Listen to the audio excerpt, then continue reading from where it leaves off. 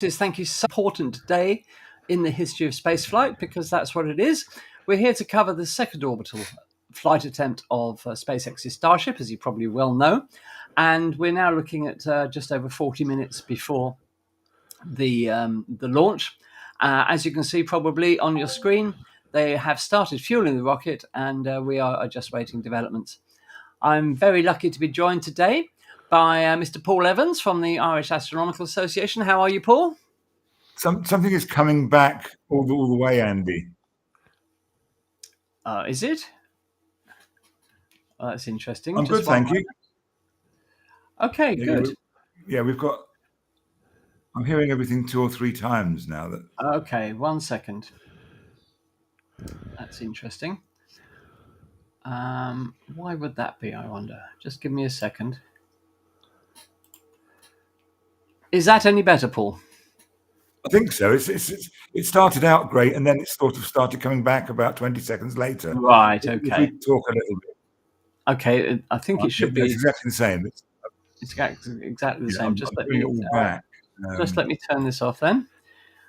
How about now? Oh, hang on. Is that any better? better? You know why? You know what? Sorry, this is my fault. Why? Sorry, I've got the YouTube open. That's right, yeah. No, it goes, yes, I had the YouTube page open as well. So you're okay now? Yes. And great. Thank you. I'm also joined today by Daz and Roger, the usual suspects. How are you guys? Lovely, thank you. Yeah, we've long waited for this. Excited. Yes, it's there we are.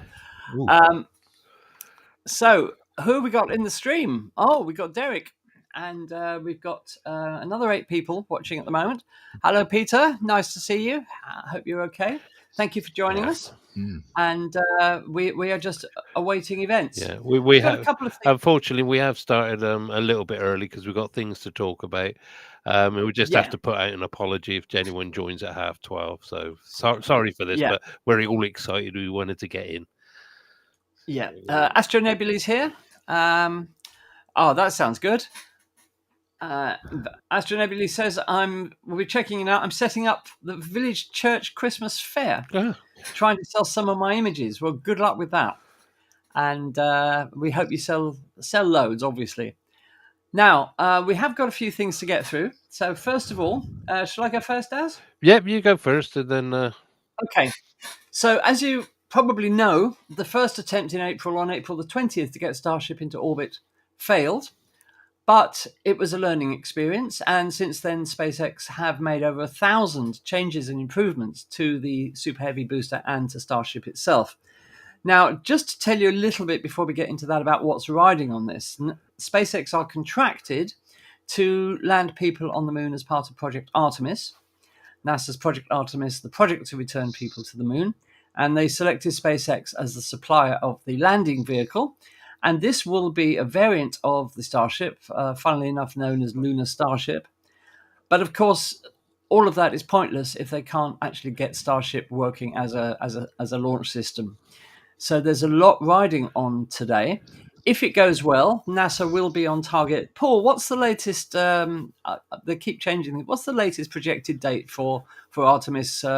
Artemis 3 landing on the moon? It was end of 2025, but I think it will go into 2026 quite swiftly. These things. There's not the time pressure on this one that there was with Apollo. That they had that President Kennedy's deadline of do it by the end of the decade, sort of thing, and they probably did rush things to achieve that then. But now they haven't got that, and we live in an age where the safety of the whole thing is far more paramount than it used to be, and that they've delayed this 24 hours just because one little part was, suspect. So I think the timescales on this will be much more likely to slip than we've seen in the past, just to keep it safe.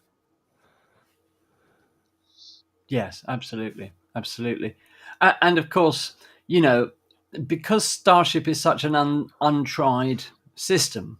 I mean, at least with Apollo 11, they'd had several launches before that to get things, right and fully rehearsed. But this is such an untried system that anything could happen, and nobody knows really what's going to happen today. And because of this, if SpaceX succeed today, and don't forget Elon Musk himself has said he thinks there's only a 50% chance of Starship reaching orbit today. But if they do succeed, NASA are obviously going to be a lot happier because it has less chance of impacting the Artemis timescale, which, as we know, is already slipping because of various problems. But we have to remember this is all cutting edge stuff. This is at the very limits of technology. And because of that, it's a little bit, it's incredibly unpredictable. Beautiful shot now from Boca Chica. Of the early morning blue sky. That is absolutely gorgeous.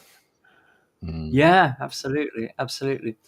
One of the changes that SpaceX have made to the whole system is something called hot staging. Now, hot staging is all about how the Starship will separate from the Falcon Super Heavy booster once it gets to the correct altitude, and assuming it gets to the correct altitude, which it didn't last time. So I just want to take you through a few things about hot staging. So hot staging is all about this business of how do you separate the Starship from the booster. Now, the conventional way of doing so is that essentially what happens is that at a pre-described altitude, the top stage, the second stage, separates from the booster that's carrying it and then fires its engines to accelerate into orbit. The only slight problem with that is that the minute that the second stage separates from the first stage, it starts losing velocity, it starts losing momentum. Now, what the Russians have done for years and what Starship will be attempting today is something called hot staging to get around this problem of the rocket losing momentum on its ascent to orbit. And hot staging, it means essentially that before the first stage engines have stopped altogether, they are still firing. The Starship will actually fire its engines while it's still attached to the Super Heavy booster and then push itself away as a result and accelerate into orbit. Now, what this does mean, of course, is that the Starship's engines are firing down into the first stage, and SpaceX have had to design a system that will stop the first stage from being incinerated and therefore being a falling danger, if you like. And the way that they've done that is to have something called a hot stage vent ring. You can see it here. So in this image, the top ring is the bottom ring of the Starship where the engines are inside. And in the middle, you've got this hot stage vent ring, which is essentially got loads of holes in it to let the exhaust gases out sideways so that it doesn't really damage the top of the first stage. And the first stage, as you can see here, it's got the forward dome inside it, which is basically the top of the fuel tank. And that has been hardened against damage as well to stop the Starship's engines burning through it and causing an explosion if there's a lot of fuel left, obviously. So this is called hot staging, and it's something that SpaceX are attempting for the first time today. The Russians have been doing hot staging for decades, and they've got it working. So it's not something that hasn't been tried before. It's the conventional way in which the Russians separate their first and second stages. And here is the ring on top of the Falcon Heavy booster with two technicians working on it, just to give you an idea of the size of the thing. It is absolutely huge. And this is the hot ring being lowered onto the hot staging ring being lowered onto the top of the booster. So this is something new that we're going to see today, an attempt to use hot staging to fire the rockets of the engines of the Starship before the first stage engines have finished firing, to separate them like that so that the Starship doesn't lose momentum on its climb into orbit. It doesn't drop its speed. So I just thought I'd share that with you, because that's something that we haven't seen from SpaceX before, and let's hope it works. So Daz, over to you, I think. Yeah, basically, I was just as Andy said, we had an attempt at the first launch back in April, wasn't it, or something like that? April the 20th. April the 20th. And I'd just like to actually mention yesterday, No, it couldn't have been. Sorry, no, I'm off track there. So I was just going to talk about an anniversary, but we've missed it actually. Sorry. But basically, what we're talking, I'm going to give you a quick talk about, is why we've had to wait 7 months. And if somebody can keep an eye on the main screen, just in case anything happens that we need to look at, just give me a shout out. So what we're looking at, I hope everyone can see this. I'm just going to make it full screen. There you go. Now I'm just basically going to have a quick run through. We had a launch attempt. Well, it wasn't an attempt. It actually did launch back in April. And these are just a few stills from the video of the time. And what we have here is, of course, you can see at the top left, you can see originally it's just beginning to lift off. You can also see in the second panel at the actual lift off, it's just leaving the dust cloud and the debris cloud we've got also must mention. But you can also notice that the flame in that is also orange. That is actually one of the engines failing. But it did manage to get off the ground, and as you can see in the bottom left, it left the launch pad and it was flying away quite nicely. But then in the next panel, you can see further into the flight, you can see that again there's another flame out, this orange streak in the actual flame there, and that's another engine being lost. And this is, I think altogether, I think they lost about 6 engines in total. 3 didn't start, were missing right from the get-go, and so on. So basically we started to see problems. You can see in the top left, you can see that obviously another engine's flamed out there, but it's off track. It's starting to tumble.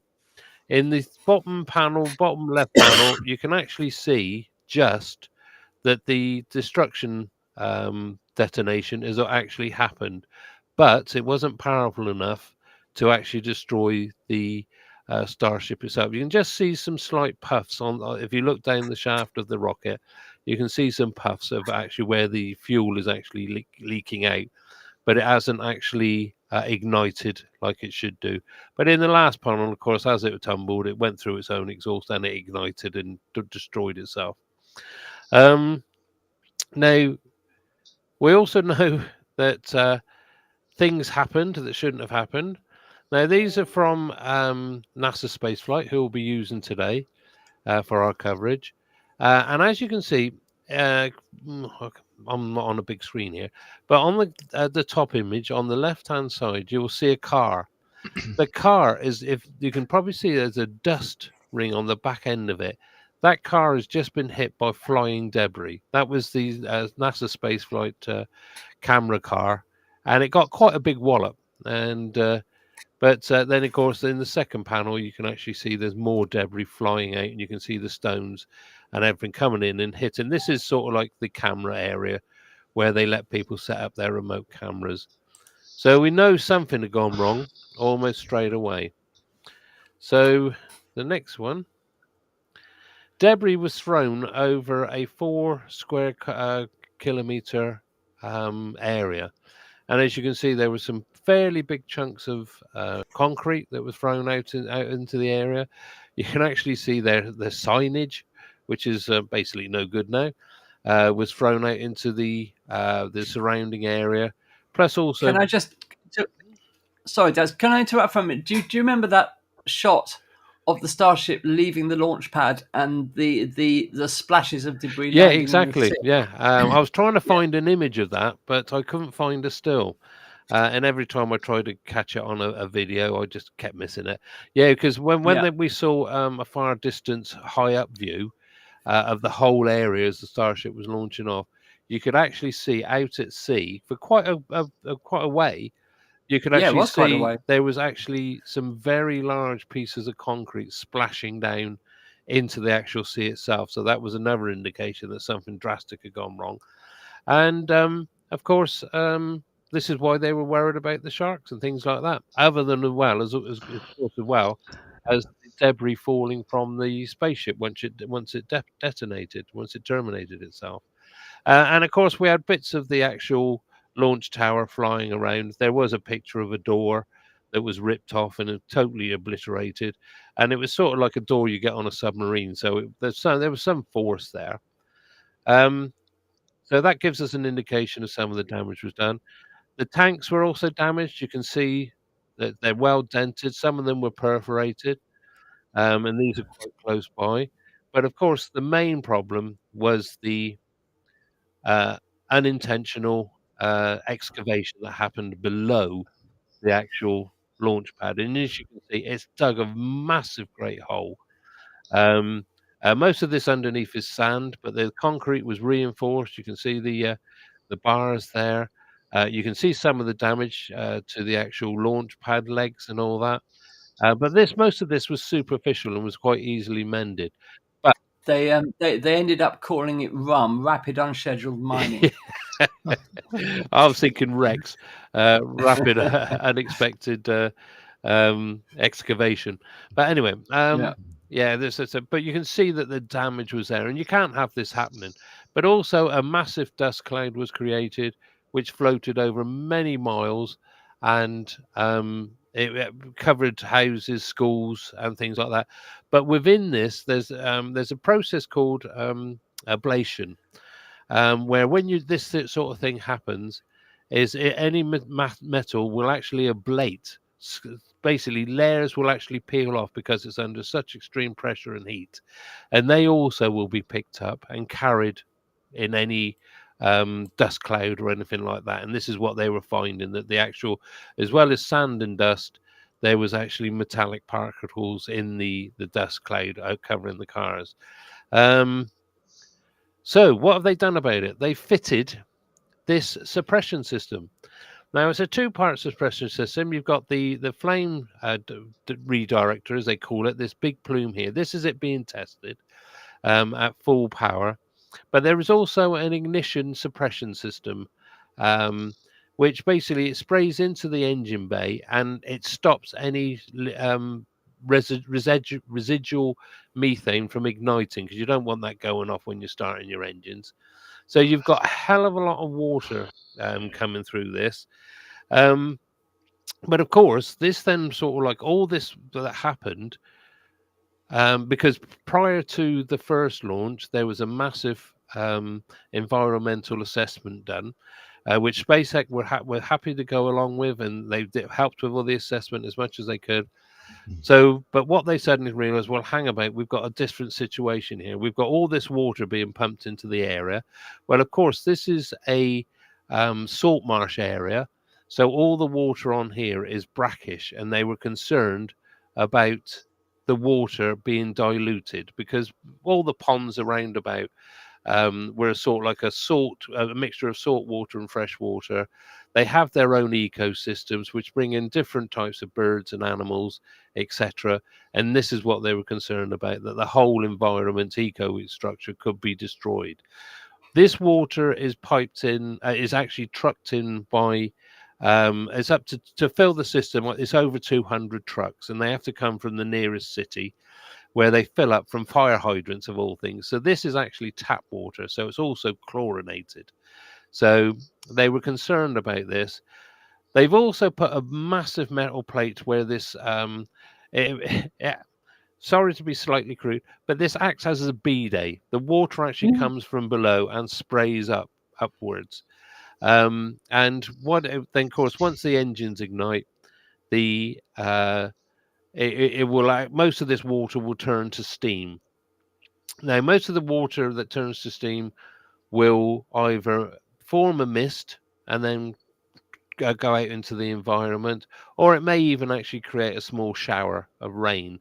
But some of it will actually be blown away. And one of the things that SpaceX have now got to do is monitor the surrounding area for these pollutants, because as I said, with this now and the big metal plate underneath to protect the concrete, etc., you will get larger amounts of ablation. Now, since they've installed this system, they've done several test fires, and then they've gone out into the environment. They've also monitored where the steam cloud has gone, any vapor that has gone. They've tested the actual steam. They've sampled the water, and they've sampled all the area, and they know exactly what is going to happen. With as I said, the ablation, where all this stuff is stripped off, you're talking pounds of metal. It's not just a small bit. It's actually quite a bit of metal. So they've actually got to go out and into the area and check everything for these pollutants. Most of the water is going to be collected in collection ponds. It is then tested, and then it is actually pumped out. There's also a pond underneath the actual metal plate that they've put on there. So most of the water is collected, is tested, and then it's sent for the pollutants, and then it is actually sent to a recycling plant where all the stuff will be removed, and then it can be either put back in the environment or used again as drinking water. It'll be totally cleaned. To also help with the environment and possibly roadkills on the road, all the trucks are now have to do their deliveries in the daytime, basically just to try and reduce the amount of possible unfortunate interactions between birds, ocelots, anything that's there, because this is a specialized environment, a site of what we would call scientific interest. But it's all to do with but like as I said, they did test the engines, and every time they tested the water, so they've produced tables of what pollutants are in there, so everybody knows what they're looking for. After each event, then they have to go out in the environment, just check it, make sure everything's great, fine, and hunky dory, and nothing untoward's happened. So, the actual people who got involved was the Wildlife and Fisheries Commission. And as Andy said, they had to do things. Basically, it was to make sure that anything falling into the sea wasn't harming any of the fisheries, or things like sharks and whales. But Andy, you've got a tale, haven't you, about something else that they had to do? Thanks, guys. I mean, the Fish and Wildlife Service asked SpaceX to calculate the probability of either bits of concrete, which we hope we won't see this time, shouldn't see this time, but or bits from the rocket falling into the sea and injuring a shark. Now, as I found out, there are more than 20 species of sharks in the Gulf of Mexico, and SpaceX, of course, had nothing to go on because there's never been a recorded incident of a bit of a rocket hitting a shark before. So they did some calculations, and there's some I've seen the maths, and I don't know how they did it, but basically they came up with the answer that the odds of a bit of the spacecraft hitting a shark are as close to zero as you can get. Now, the Fish and Wildlife Service, not relating to this launch, but what they also did with SpaceX also launched out of Vandenberg in California. They launched Falcon 9s from there. And what they were worried about was that a returning first stage of a Falcon 9, when its sonic booms upon re-entry, it would injure the ears of seals. So they asked SpaceX to confirm that the sonic booms from returning rockets at Vandenberg would not injure the ears of seals. SpaceX had to go on a seal hunt. They had to hunt down a seal, trap it, put headphones on it, and play the sound of a sonic boom at approximately the volume that a seal would hear through the headphones to see what the reaction of the seal was.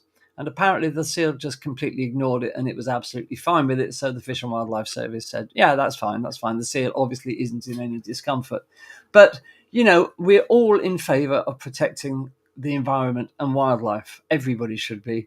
But I think perhaps they're being a little overzealous in this. And it's quite funny how SpaceX have had to do these things. But it's all done now, and we're just awaiting the launch. And let me just have a look and see where we are in terms of timing. Just one moment, before you continue. Yeah, no worries. Right, we are 22 minutes from launch. Okay, then I'll be finished very shortly. I just want to give you some figures of why these investigations had to go on, and it's about the deluge system. To be quite honest, they reckon that the deluge system, the water storage tanks is 358,000 gallons, which includes 3,000 gallons for the detonation suppression. That's what I was talking about with sprays the actual engines. and it will be pressurized to £3,000 per square inch. Wow. So it comes at a hell of a rate, and there's also, they reckon that because it's so forceful, and it does create hell of a sound, and this happens before the engines start, that this will actually scare most of the wildlife away. Any birds will disappear before the engines actually lights up. And they reckon each event it will use 361,000 gallons Wow. in the event. Now, what they've said is, now I've misread this actually. I did say the other day that they recommend that they should only be used 30 times a year, but I Yeah. actually misread it. It actually says they reckon that estimated that SpaceX will use the deluge system 30 times a year, and that includes deluge testing, um, engine testing, and launches. So they reckon, but they reckon the most they'll probably, I think, is about 12 But launches, but something. there's something interesting about that, as I think I said, is that when they are preparing for Artemis 3, they will need to refuel the Starship in orbit, and it could be up to 10 Starship Yeah, flights. exactly. So this indicates to me they're thinking about launching those from the Cape rather than from Boca Chica, because obviously if you launch 10 Starships, that's 10 uses. Well, it's actually 20 uses of the water deluge system, isn't it? Because you would need one for the static fire.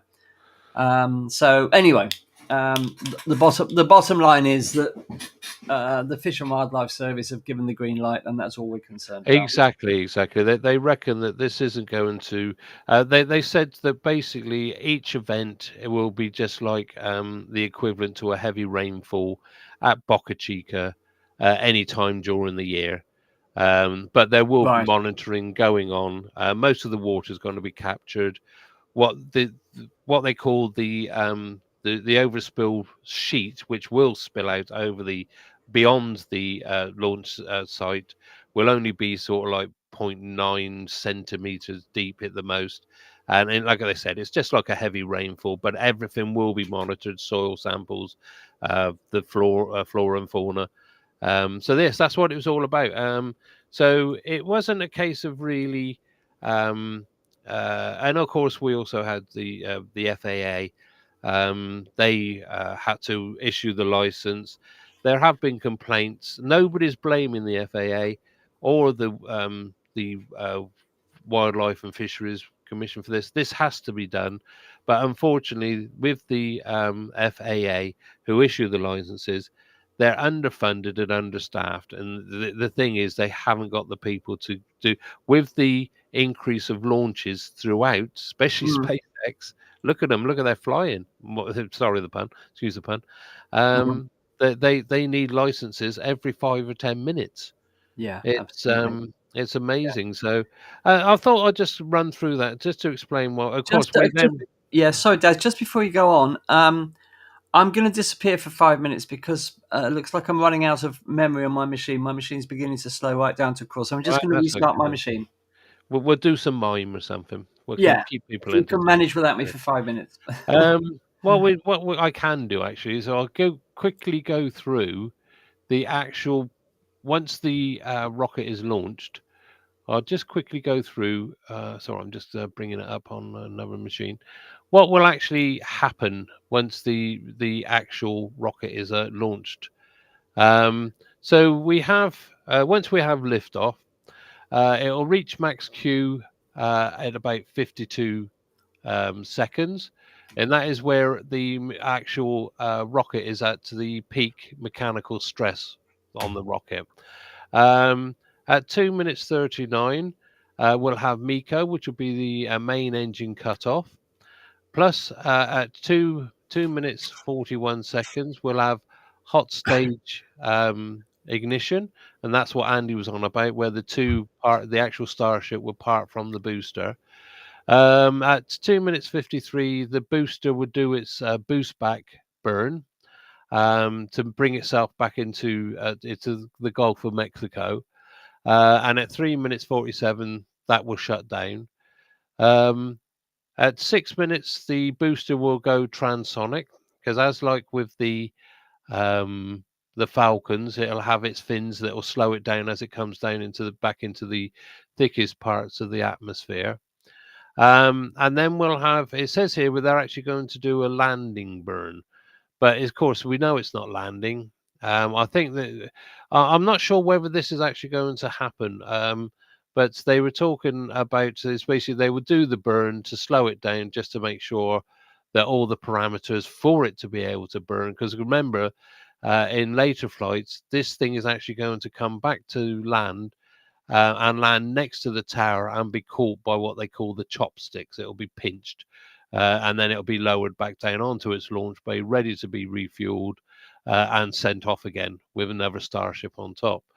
And then when going back to the Starship, hopefully if everything's gone ahead and everything's still working, at 8 minutes 33, the Starship engine will cut off. It will basically glide for a period of time. And then 17 minutes and 21 seconds, the Starship will do a re-entry. And this is where they are going to be testing the heat tiles. We've got to pray that none of the heat tiles have come off stock or fallen, because it will probably result in the loss of the vehicle itself. In 1 hour, 28 minutes and 43 seconds, the Starship is transonic. And then it says about an exciting landing. Well, they're not going to do a flip. Apparently, it's just going to belly flop into the sea, basically destroying itself and sink to the bottom, because there's no way, because they don't want a Starship floating around just off the coast of Hawaii. It'll be a hazard to shipping. So that's basically what we're hoping to see within the next, basically half hour or so. There's still everything's venting. We've got some nice frost lines on the actual rocket itself, so everything's still going ahead. Hopefully, Andy will be back with our transmission. But it's been a while. Paul, have you got any thoughts? Thanks, Des. That was actually a fascinating account of what's coming. One thing I did think about when you were talking about the deluge system, well, this takes me right back to, I admit I wasn't there at the time, but to Apollo 4. Have you ever seen the launch footage of Apollo 4, which was the first unmanned Saturn V launch? Yeah. And they attempted to do that without a deluge system in place, and it nearly shook the firing room and everything to bits 3 miles away.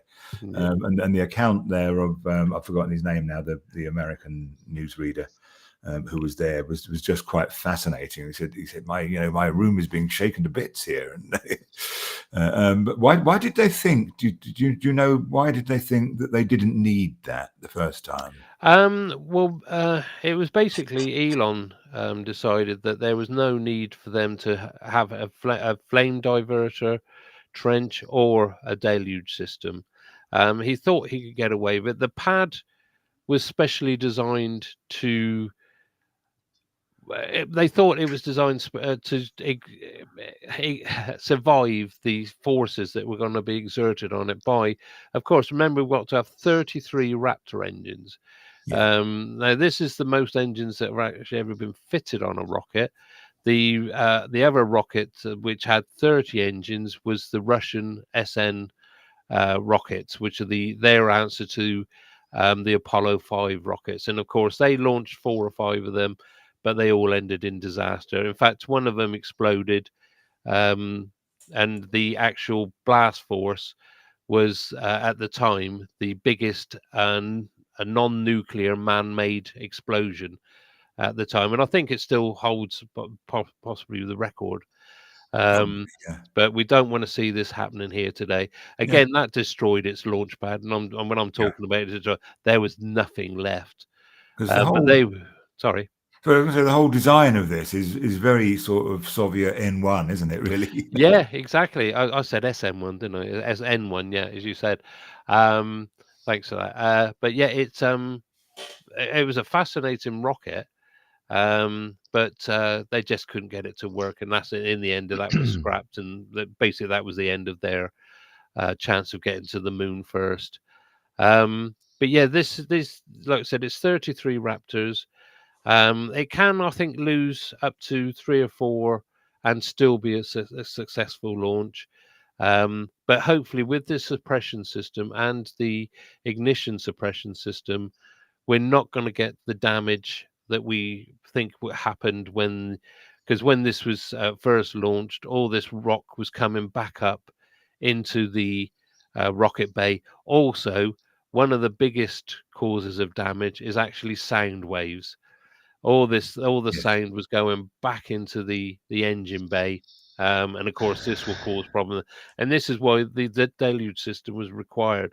But also to have a flame diverter or a trench actually designed, apparently you have to involve the military. You have to, it's not just a case of you're going to divert, but have a trench with sort of like a skateboard ramp on it to carry the flames. Yes. Apparently the army have to be involved and they have to come and build it for you. So it's not as straightforward as you can just dig yourself a trench and let it go off to, because you always see with the Apollos and all that, you can see the flames and all the Atlases and things like that. Is the flames when you see from above, it's all going to one side, and that's being taken away by the trench and also by the water down there is also suppressing the sound. Because the bounce back of the sound off the ground and all that will actually go straight through the rocket and possibly cause lots of damage. Yes. So, but it was just a case of that. Elon himself thought he wouldn't need a trench, a fire trench or a diverter, but it's a learning curve, isn't it? It's a learning curve. Exactly. So, and this is why I think to avoid the flame trench, this is why he came up with what I call the B-Day system, where the water's going to come from below. It's a fascinating thing to watch when they activate it and there's not a rocket on the top and you're looking down on side. It makes quite a spectacular patterns before it actually turns into a massive plume. And as I said, the sound from this, because what did I say? It was as £3,000 per square inch is going to be coming out. That it will actually drive any of the wildlife away. I think we got Andy back. No, we've got no feed. Here we go. Well, I'm counting down to just over 6.5 minutes to launch. Right. Well, let's put the pictures up on the screen. Just give me 1 second. Got some really nice frost lines there. I have actually got a graphic of what. Let me just. I'll let you put yours up, Andy. Then we'll talk about the graphic later. Yeah, let's talk about that afterwards. Yeah. So, okay. An infographic.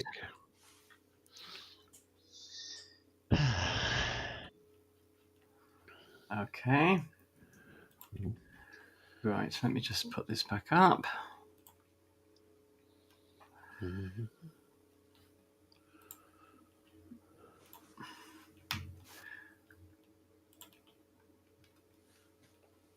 Okay, right, let's just switch that. Daz, can you take your presentation off? Oh, sorry, I do apologise. I thought I already had. I think I put it back up to we were talking about something. Okay, right, so there we are. Let's just give this some screen room. Look at that frosting. Ooh. And it's venting. It's alive. That's amazing. Look at that. And of course, we had a delay because it was supposed to be Friday that this launched. Because of the flaps, we had some actuators broken on the flaps, so they completely replaced them. So look at those. And we'd just like to say thank you to NASA Spaceflight for supplying this coverage. I'd also like to say welcome to those of you that are joining us on our Facebook group. Lovely to have you here. And we're now just a few minutes away from this historic test of the Starship, the second attempt to get this beast, which after all is the tallest, most powerful rocket ever built by humans, into orbit. And so far things are looking good. We're counting down the final few minutes before launch. And I tell you something, there are some lovely pictures that are going to come out of this. Yeah. It's absolutely beautiful. So there we are. So Paul, what does this all mean to you, sir? Because I know you're giving a talk shortly about Project Artemis. So I've done one actually. I talked to my own group, the Irish Astronomical Association, on the 1st of November, and really I did a sort of a potted history of where we've been and where we're going, as far as I can tell where we're going. But because it is something that I'm going to have to change when I do the talk again on Tuesday in Connemara, but yes, because Artemis is a very mobile thing, isn't it? But it's coming together, and although it's behind time in many ways. Artemis 1, which we actually did last year, just a year ago, that was supposed to be 2018. So that's the kind of time slippage that we're talking about. But it is important to get all these things right, isn't it? And it is. And you don't mind the odd unmanned launch failure, but you don't want to start putting men on things that haven't been properly tested. So that's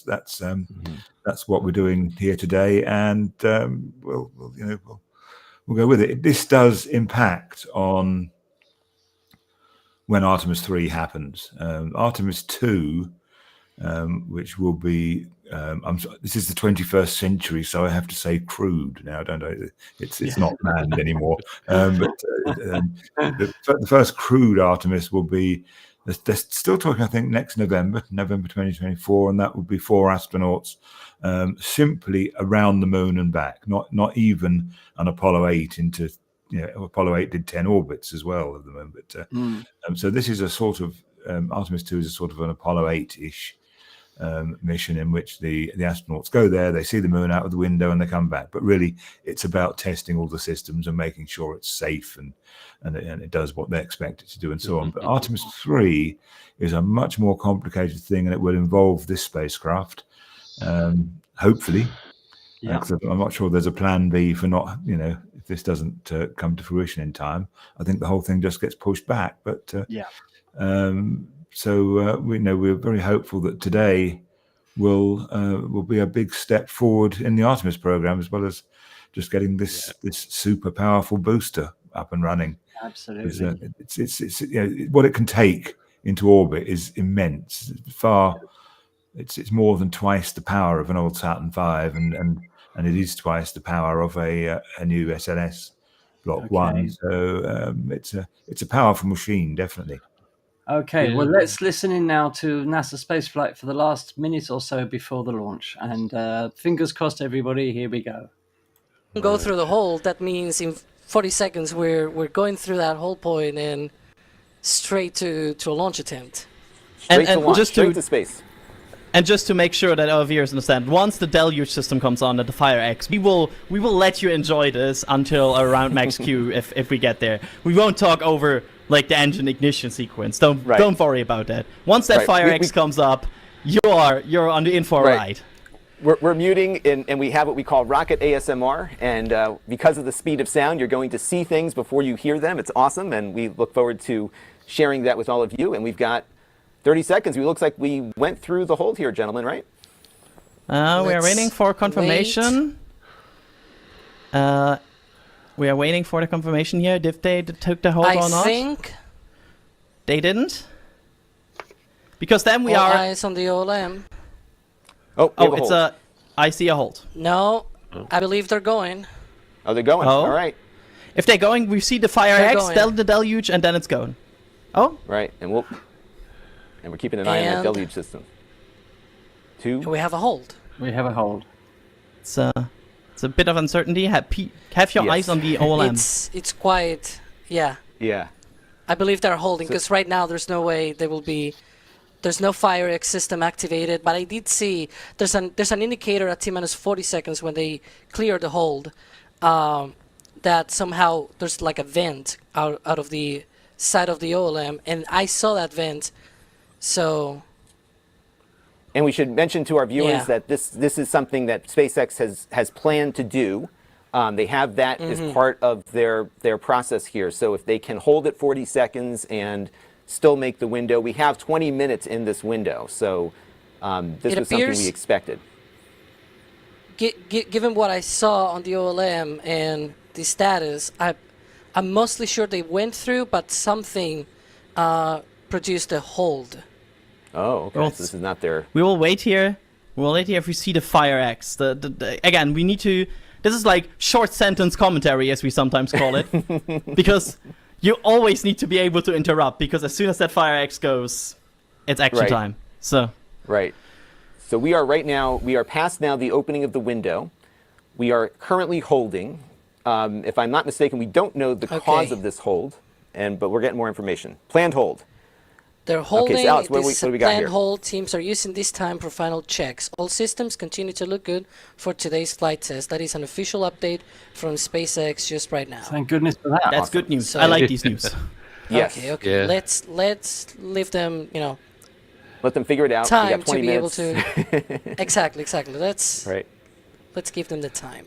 I mean, And it's that about being area careful view is because boy. this needs to. fantastic.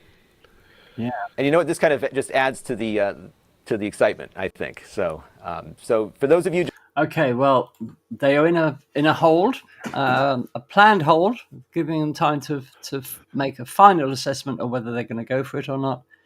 And we will come back to NASA spaceflight as soon as we see something happening. It's all nail biting stuff, isn't it? This is all seat of the pants stuff. Well, of course, this time, I mean, it was supposed to launch Friday, but they had a 2-hour window. And for some reason which is very clear at the moment, today they've only got a 20-minute window. Yes, I'm going to mention that. Well, I wonder why that is. I got a funny feeling it's possibly to do with because they have to hang know. on, is that? Yes, we go. Here we go. We're going. 1 second.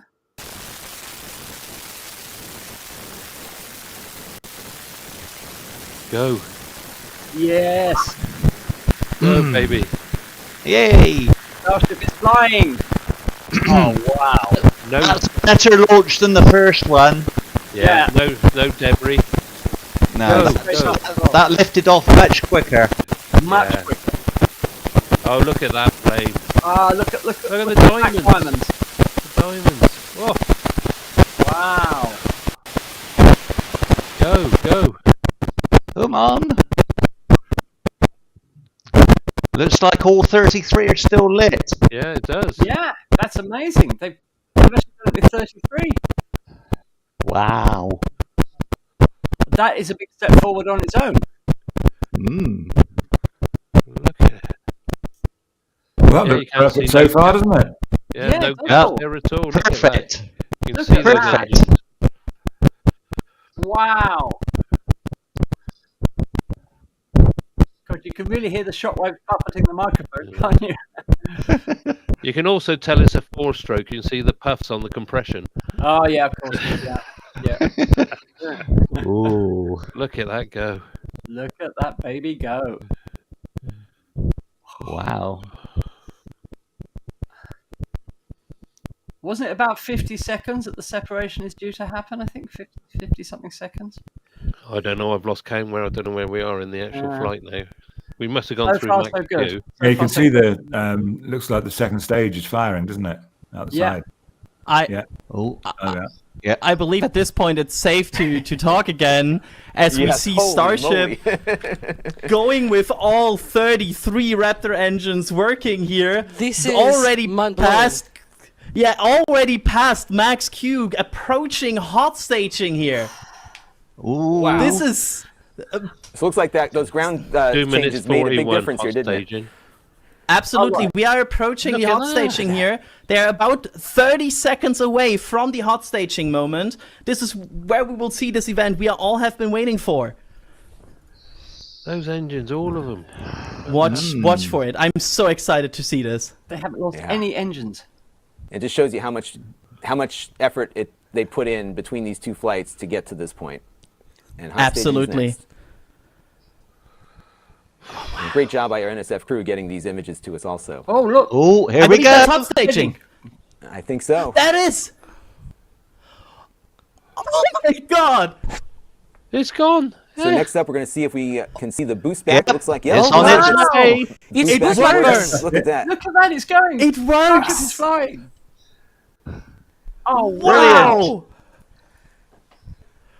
Oh, Fantastic. That looked good to me, Alex. Like did. initial impression, but that looked good to me. Oh my god. Controlled flight. It looks like it's working. And with this, Ship 25 is on its way to Hawaii. Oh my god. Oh, wow. Ship 25 is already past the McDowell line. It's already 90 kilometers up. Wow. Oh my god. This is unbelievable. I mean, this couldn't be more picture perfect right now. And, you know, I think that shot we had at liftoff where you could see the boats in the foreground gave you such a sense of scale. It of the appears that size they have of lost the booster on the booster Yeah. back burn, but Yeah, it's looks okay. like it's Ship 25 exploded. is continuing. Yeah. It's right now in space.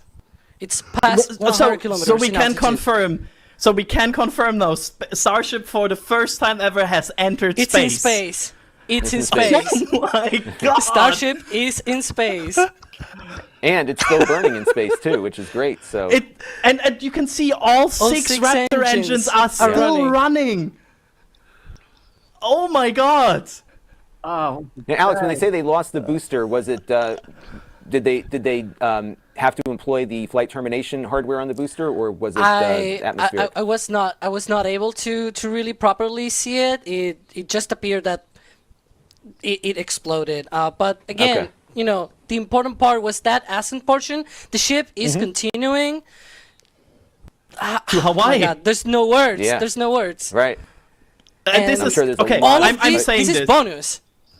Yeah, this is all bonus. We are in bonus territory. We saw a good first stage flight. We saw hot staging. We saw second stage ignition. This is already bonus. This is unbelievable. And what we were talking about earlier was that, you know, what we were looking for from a success standpoint. And here we saw just a perfect liftoff with no engine loss. We saw hot staging, and now we're on our way to orbit. Alex, you said the burn is longer than you thought? Accelerated. Yeah. So the comparison between the booster and the ship is burning for 6 minutes. It's not 2.5. It's 6 minutes. So it's a long burn. So you know, a lot of patience to get to that point. They have confirmed trajectory is nominal. So far up so until good. this point, everything is good for the primary mission. Yeah. I'm fully admitting it. I never expected this. This is. Those wow. are ground cameras from us. This is ground Does cameras it from kinda- us. Yeah. Yeah. Wow. Yeah. Apparently, DAS is still tracking it. That's awesome. Wow. Wow. And a real kudos. This is a Wow. manual track, by the way. Das is the master of manual tracking. So he is tracking this. This is with the DAS AI employed right now, and he's getting this. He's getting this done for us. Dare I say, you all? In my New England And twang? we are approaching step by step here a nominal insertion. Step by step, we are getting close here, and so far it seems everything is going well. This is unbelievable. And Alex, if I look wow, there, Spacey. if I look below there, that's our fuel tank level. It looks like they're having some telemetry Yeah. on the fuel levels too. So they have plenty of fuel left. They are about 2 minutes away from Starship engine cutoff, which, if they arrive there, I mean, we might see a re-entry. I'm just saying it. We might see a re-entry. And by the way, we're another about part of this test 9,000 kilometers away from that almost orbital speed, because orbital speed is about 27,000 kilometers per hour. Definitely getting almost there right now. Yeah. Remember that with... Now what are we seeing here? This is just... I don't know. That's, I think, just the exhaust of the second stage. Because just interacting with the... yeah, that's just, at some point, the plume gets so big that it looks really funky here. But we are 1 minute away from Starship engine cutoff, and we still have It's 3 looking sea level good and so 3 far. vacuum Raptor engines running. Wow. Just remember that with second stages, the most part of the velocity is gained towards the end.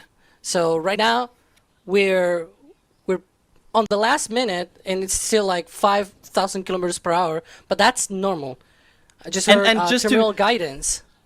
So that means it's getting there. Final burn, right? Yeah, oh my that God. is basically the computers saying, hey, we're close. Okay, we have shut down there. And we are waiting for SpaceX confirming normal insertion. We are waiting for it. Wow, this is fantastic. And hats off to Das for that camera work. Great job, Das. You followed it all the way up. And we are waiting. Still. At some point they will confirm it, and once they confirm it, that confirms a bonus for us. I'm speechless here. I'm honestly speechless. I just got the high heart rate announcement on my watch. They're standing by for call out here. All right. Coming up on the projected time that ship would shut down its engines. Do we hear it? We're still standing sounds by. like But definitely. As you can tell by the excitement from the crowd here at Mission Control Center in Hawthorne, there's a great view of our Star Command Center. That's our control center at Starbase, Texas. The crowd here, Mission Control Center behind us in Hawthorne. Everyone is super exciting. What a successful day this has been so far. Standing by for acquisition of signal here, because they might not be in an area of a ground station where they probably confirm the So we are waiting for them to get a telemetry, and once they have the telemetry, they can confirm. Up to this point, major successful milestones through hot staging, which was the big objective today. We can there see Elon Musk behind the desk, standing there. A tense moment. So and we are waiting. We are going to head into the coast phase, planned for the next about hour and 5 minutes. We'll be returning around the T+1 hour and 15-minute mark, and that's while we're waiting for Starship to continue on to its next step for re-entry. We're not totally sure what video we're going to get, and that video comes normally by overflying ground stations, but we don't have a ton along our flight path. So fingers crossed that we will get some via Starlink on this mission, since we're testing that out. Wow. What do you think, guys? So if you're just tuning in, fantastic. We had what looked to be a very successful launch of and also Starship. give us a moment. We are hearing some chatter on the net, so we're going to try. Well, guys, what do you think? Well, that was fantastic. We don't get that chatter. My heart was in my mouth, I must admit. I mean, again, a bit of showmanship at the pretending they had a hold, and then next thing you know, you see the deluge system going, and it just flew out of there. It was everything was perfect. It's a shame about the booster. But I did notice that when it did sort of like go out of screen, it was already tumbling, and it was trying to correct itself. You could see the ejectors, the boosters trying to correct it, and I think we just got a quick picture of it being detonated. I should think the self-destruct system detonated it if it kept starting. Paul, what about you? Well, that was absolutely fantastic, wasn't it? I also was a little bit disappointed about the booster. Were they hoping to land it in the sea, in the Gulf of Mexico? But but not actually like on the ship.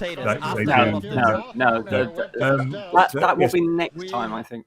They're try that. That was absolutely amazing, and yes, indeed, it was, just adds a little bit of tension putting those holds in, doesn't it? It's still there. Yes, amazing, absolutely amazing. That looked way better. I'm there we see Boca Chica. That looked amazingly for all intents and purposes, as far as we can see, completely undamaged. Look at that. Yes, brilliant. Yep, no flying debris. No, nothing. Although the sharks may have got a bit of a scare with the booster, but well, at least I know the seals are okay. But then we didn't have a sonic absolutely. boom. We didn't have a sonic boom. No, that's right.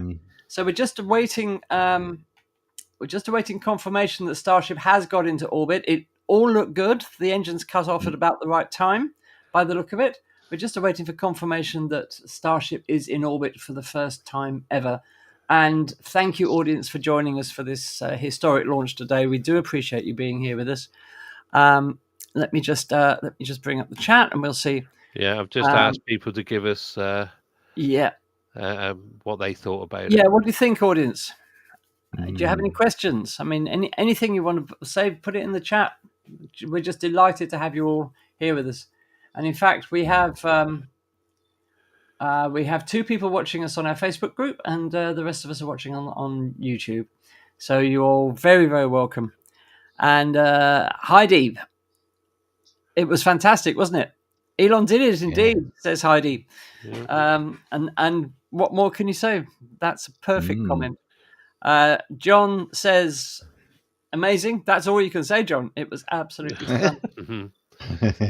Yeah. The launch pad looks virtually untouched.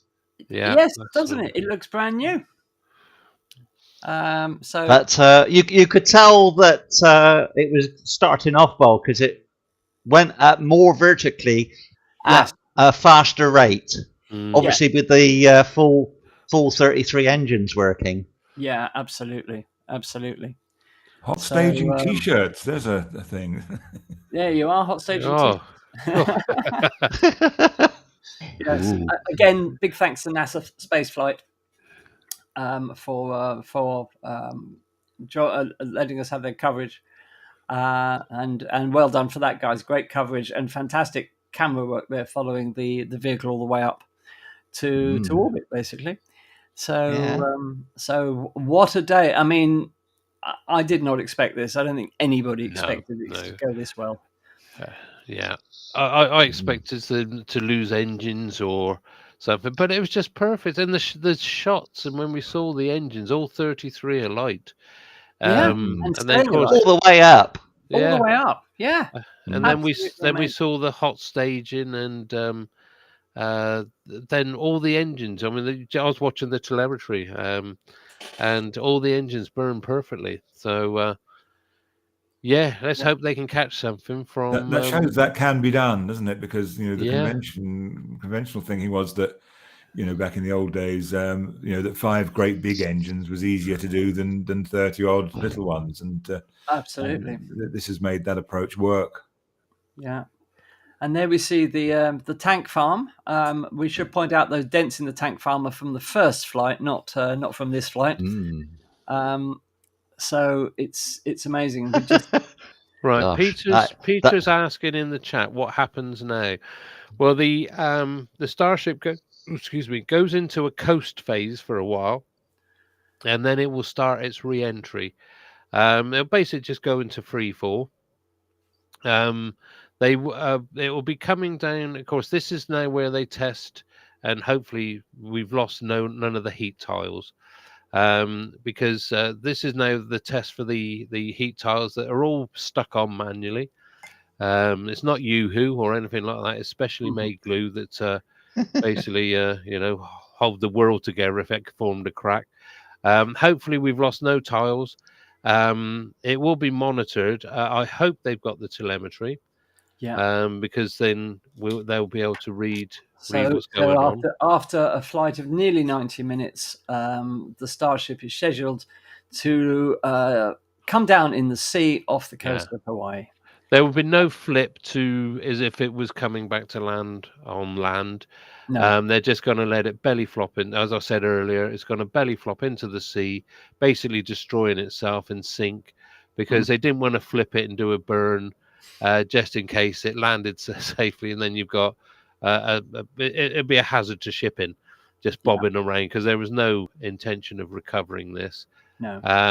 And everything just looked absolutely perfect. I mean, my heart's still quite. We're just trying to come down from that. I think I need a beer. For a few bits. I need a cherry beer or something, or baby sham. a baby sham, as is your normal thing. Yeah, but that was absolutely fantastic, and I'm glad we got to see it.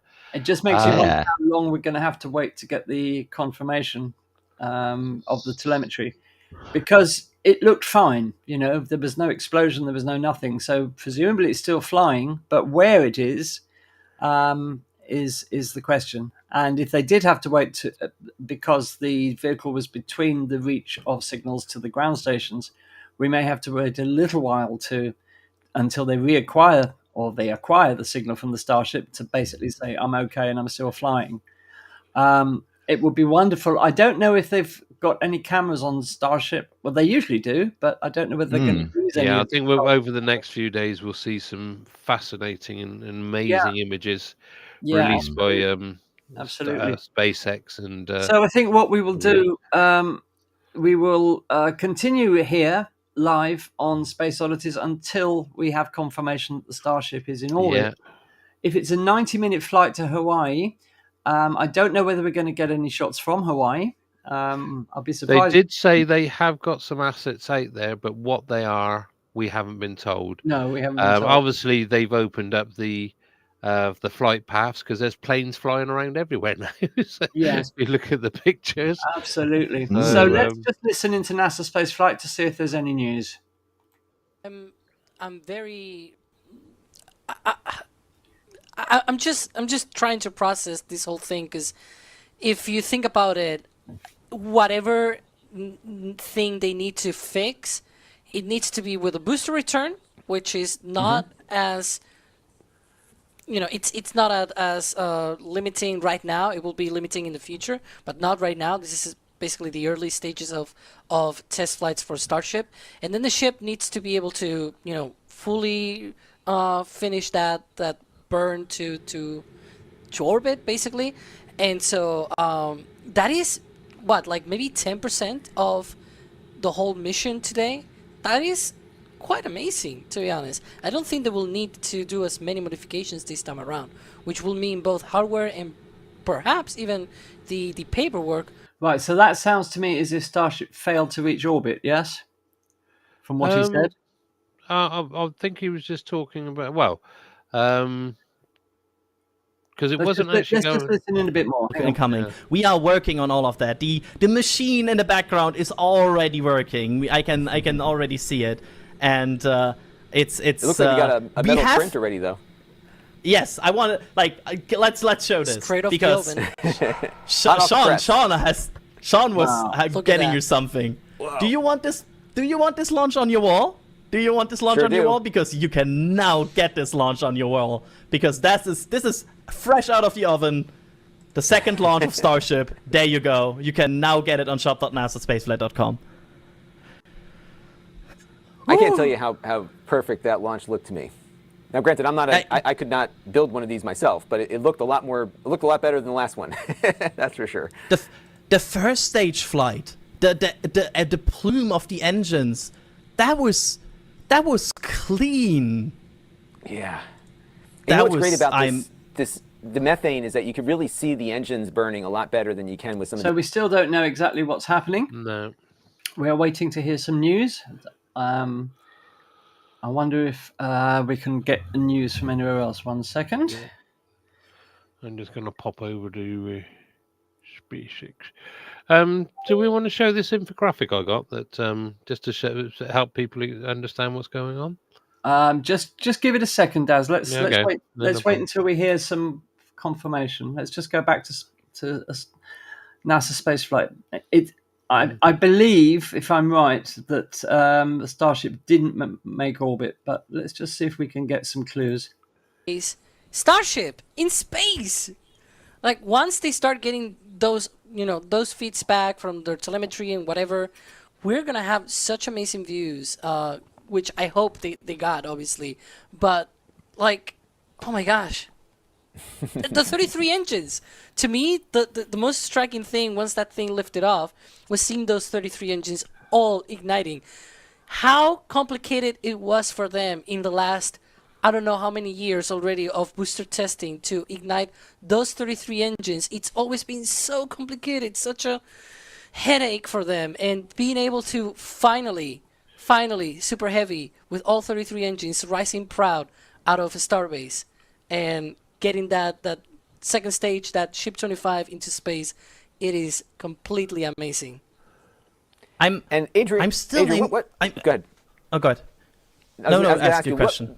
What is next now? Because obviously the mission here was to get pretty much to what happened here. I'm sure they would have liked Starship to have ended up next to Hawaii intact so they could test the re-entry system, but beyond that, what's next? I mean, are we looking at a full orbit now? Like, what's the next test going to look like?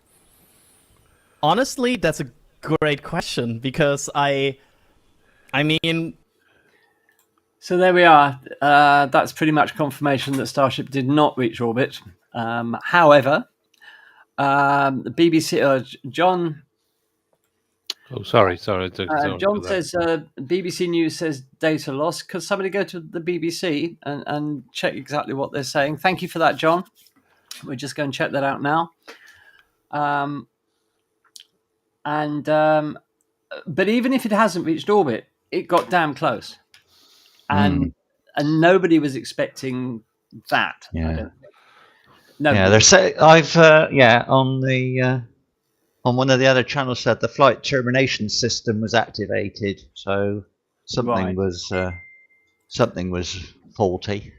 Yeah. Was that on the booster or doesn't it say on the Starship? On the Starship. Okay, that's yeah. How? Well, yeah, just.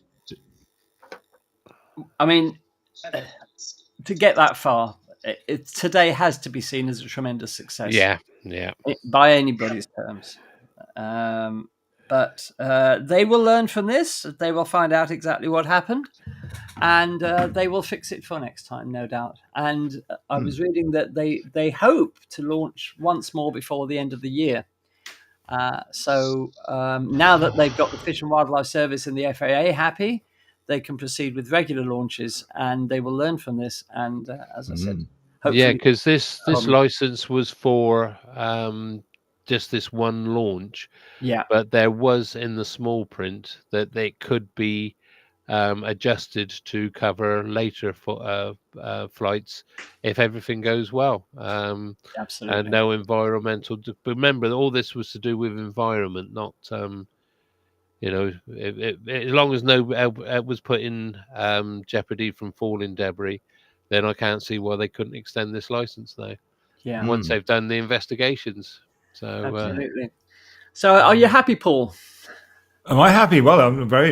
Yeah, of course I am. I was just going to say, watching the telemetry there when that was on the way up. Still, that got to 24 something or other kilometers per hour, and 27 is orbit. But then I wondered, well, is it going to get to 27 anyway? Because it's going to come down quite quickly as well, isn't it? So whether that's well, it's I've just read that it's just come up on the chat on NASA spaceflight that the flight termination system was initiated on both the booster and the Starship. So on the Starship just after the engines cut off, because if you remember when we saw the engine sort of cut off, there was this sort of like big expulsion of gas and things like that. So that was possibly there. I mean, until hopefully they got the telemetry up until then to find out why it hit the thing. But of course there'll be less problems with the Starship coming back, because unless it's in very big chunks, it'll burn up. Coming back into the atmosphere.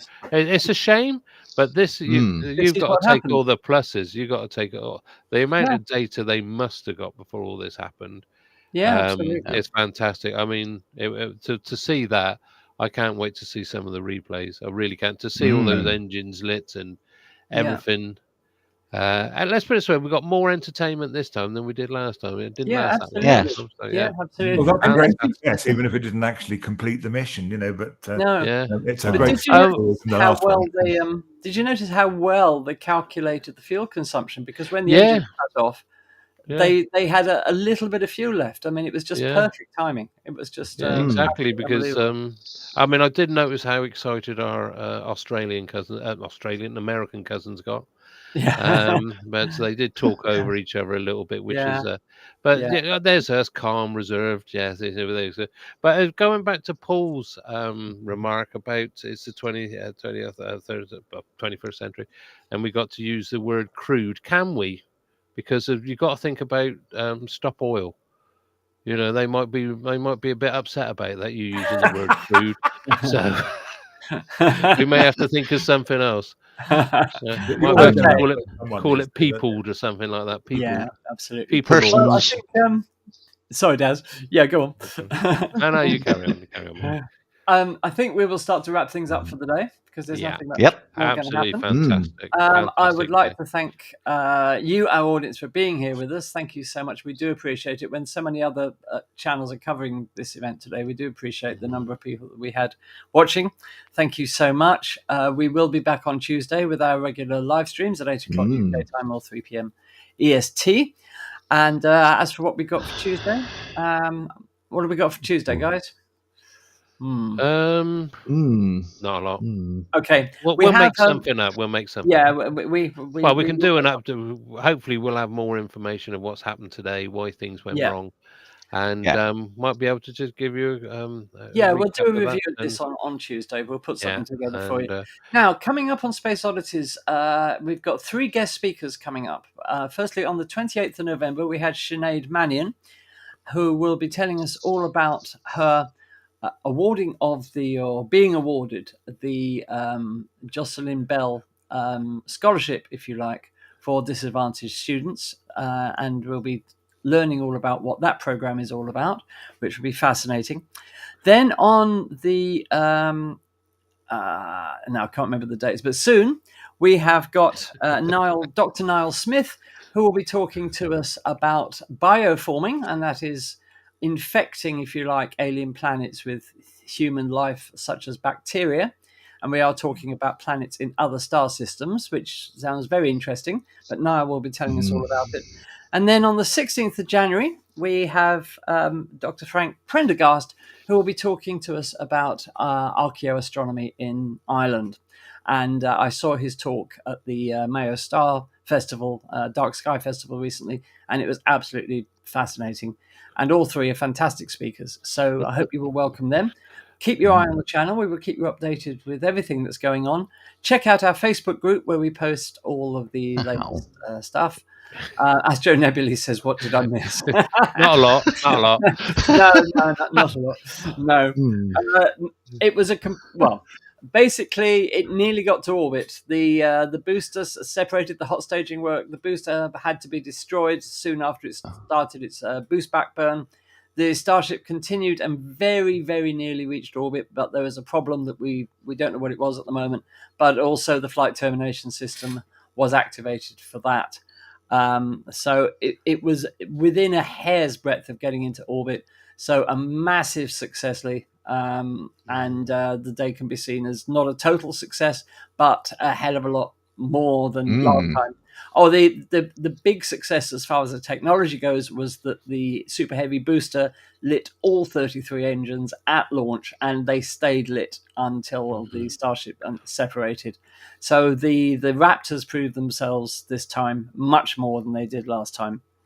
We'd like to say a big thank you to all our audience, to John, to Kevin, to Heidi, to Peter, to all of you for being with us. Yeah, I think I saw my daughter was on earlier. Yes, Heidi was there. She was. She was excited, very excited. Yeah. So like father, like daughter, basically. No, so, Amber's my daughter, not Heidi. Oh, sorry, I thought you said Amber. No. Well, Heidi was there. Yeah. Amber was there as well. I think Heidi might have something to say about that. She might. But Amber was there earlier, Daz. Yeah. Oh, if she left, I'd find out why and send her to her room and think about what she'd done if she left. Thanks to Derek. Thanks to everybody. And thanks to Paul for being here. Lovely to see you, Paul. And, of course, you are welcome to join us back whenever you want to, Paul, including the next orbital flight attempt. I won't see Tuesday because I'll be talking to Sinead Mannion in Connemara on Tuesday. Oh, okay. Oh, there we are. There we are. Oh, give her my best wishes. Yes, give us our wishes. We look forward to speaking to her. And I hope your Artemis talk goes well. Yes. And you're lucky. Yeah. Heidi found it funny. Yeah.